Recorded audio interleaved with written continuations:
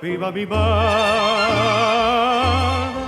de la calle Pepirí, la calle nunca olvidada donde yo te conocí.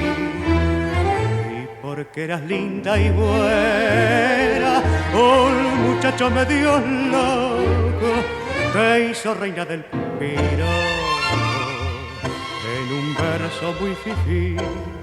Tu gracia supo en las milongas cautivar, por tus encantos suspiró más de un varón, y no encontraba sin embargo el ideal capaz de hacer estremecer tu corazón.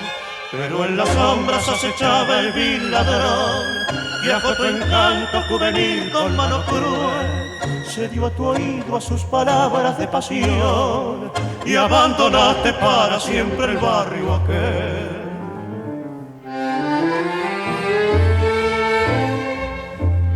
Hoy te he visto a la salida de un lujoso cabaret, y en tu carita afligida honda pena adiviné.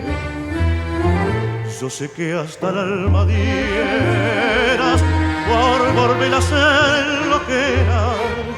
No podrás, la primavera de tu vida ya se fue.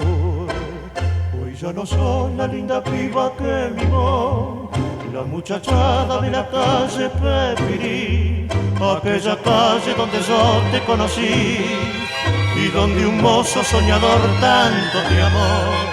Mintió aquel hombre que riquezas te ofreció, con mano cruel con tu gracia y tu virtud. Fuiste la rosa de fragante juventud, y hurtó al rosal el caballero que pasó.